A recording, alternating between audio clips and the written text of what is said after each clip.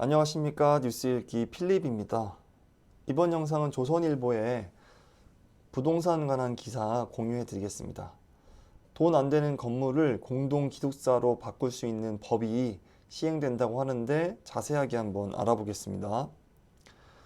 일본 도쿄 한복판인 시부야구에 들어선 더 쉐어는 6층짜리 건물로 상가, 공유 오피스, 쉐어하우스, 그리고 공용 커뮤니티 공간을 각각 배치하고 있습니다.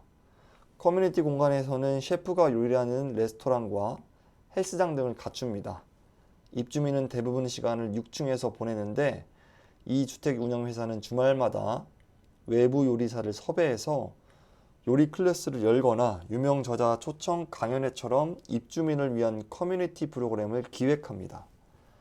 월세는 189만 원으로 좀 비싸지만 워낙 인기가 높아서 두세 달 기다려야 한다고 기사에서는 밝히고 있습니다. 올해부터 우리나라에도 더 쉐어 같은 공용주택 상품이 나올 수 있는 길이 열립니다.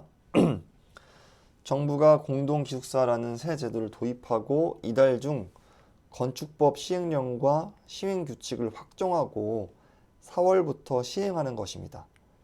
공동기숙사는 다른 쉐어하우스 상품보다 건축 기준을 대폭 완화해서 수익성이 50% 이상 높을 것으로 기대됩니다. 이에 따라서 경기 침체기에 도심 유휴부지나 수익성 낮은 건물을 보유한 부동산 소유주와 디벨로퍼에게 새로운 돌파구로 떠오르고 있습니다. 코리빙 하우스는 방을 따로 쓰되 거실, 주방, 세탁실 같은 커뮤니티 시설은 함께 쓰는 주거 형태를 말합니다. 기숙사와 쉐어하우스가 대표적으로 이 코리빙 하우스라고 말할 수 있겠습니다. 그러나 기숙사는 학교와 공장만 운영할 수 있고 쉐어하우스는 다세대 다가구 주택이나 아파트를 개조해서 쓰기 때문에 규모가 작은 한계가 있습니다. 그러나 공동기숙사 같은 경우에는 개인이나 기업이 민간 임대 사업자로 등록을 할 수가 있고 규모의 제한이 없기 때문에 대규모 공유 주택 개발이 가능해진 것입니다. 이 때문에 오피스텔이나 도시형 생활주택보다 인기가 높을 것이란 전망도 나오고 있습니다. 정부는 공동기숙사에 대해서 파격적으로 규제 완화를 적용했습니다. 주차 대수와 면적 기준을 오피스텔이나 도시형 생활주택의 4분의 1 수준으로 낮춘 것입니다. 주차장 면적이 적으면 수익성은 높아지기 때문에 사업자 입장에서는 절대적으로 유리하다고 합니다. 역세권에 방치된 빈 땅이나 수익성이 낮은 노후 빌라, 상가, 그리고 모텔 등을 허물거나 리모델링해서 공동기숙사 사업을 진행하는 사례가 늘어날 것으로 전망되고 있습니다. 지금까지 조선일보의 김리영 기자의 돈 안 되는 건물이 공동기숙사로 사용될 수 있다는 내용의 기사 공유해 드렸습니다. 바로 이어서 경향신문의 부동산 관한 기사 한 편 더 공유해 드리겠습니다. 뷰도 좋고 입지도 좋은 호텔들이 변신을 하고 있다고 합니다. 어떤 내용인지 살펴보겠습니다. 월 평균 145만 명을 넘었던 외국인 관광객들이 국내를 찾았던 것에 비하면 지난해 24만 명의 수준의 관광객은 6분의 1 수준에 지나지가 않습니다. 다만 중국의 빗장이 활짝 풀리게 되면 국내 관광객 수요는 폭발적으로 증가할 것으로 예상됩니다. 한국을 찾는 외국인 관광객 중 가장 큰 비중을 차지하던 중국인 관광객은 사드 배치로 인한 외교 갈등 전인 2016년에는 월 평균 67만 명이 넘었습니다.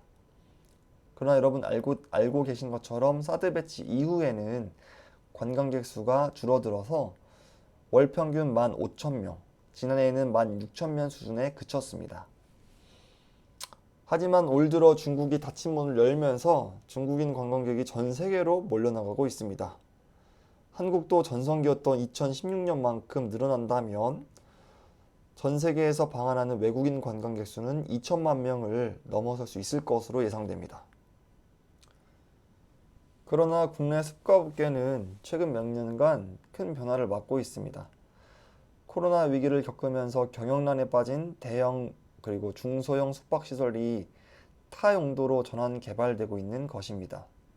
지난해 12월 31일 밀레니엄 힐튼 호텔은 40년 역사를 뒤로하고 영업을 종료했습니다. 남산뷰 명당이었던 이곳은 오피스와 호텔을 갖춘 복합 건물로 개발되어서 2027년에 재개장될 예정이라고 합니다. 서초구 반포동 쉐라턴 호텔 팔레스 강남도 철거에 들어가서 2026년 준공을 목표로 중소형 오피스텔과 아파트 등이 결합된 도시형 생활주택으로 새롭게 탄생합니다. 마포 가든호텔도 주거와 호텔을 복합한 시설로 새롭게 건설하기 위해 건축 심의를 마쳤다고 합니다. 숙박시설은 대부분 도심 내 위치가 좋은 지역에 위치하고 있어서 교통 접근성이나 도시 인프라가 잘 갖춰져 있습니다. 또한 여타 상업용 시설과 달리 임차인 명도가 비교적 쉬운 편이라서 많은 부동산 개발사들이 더 높은 경제적 가치가 있거나 운영이 용이한 주거시설 등으로 다시 개발을 추진하면서 최근 3년간 서울 요지 숙박시설의 변화가 빨라지게 되었습니다. 네, 이렇게 해서 지금까지 뷰 그리고 입지 명당이었던 호텔들이 어떻게 해서 변신을 하고 있는지 살펴볼 수 있는 경향신문의 기사까지 여러분께 공유해 드렸습니다. 다음 영상에서도 좀 더 좋은 그리고 유익한 정보 가지고 돌아오도록 하겠습니다. 지금까지 필립이었습니다. 감사합니다.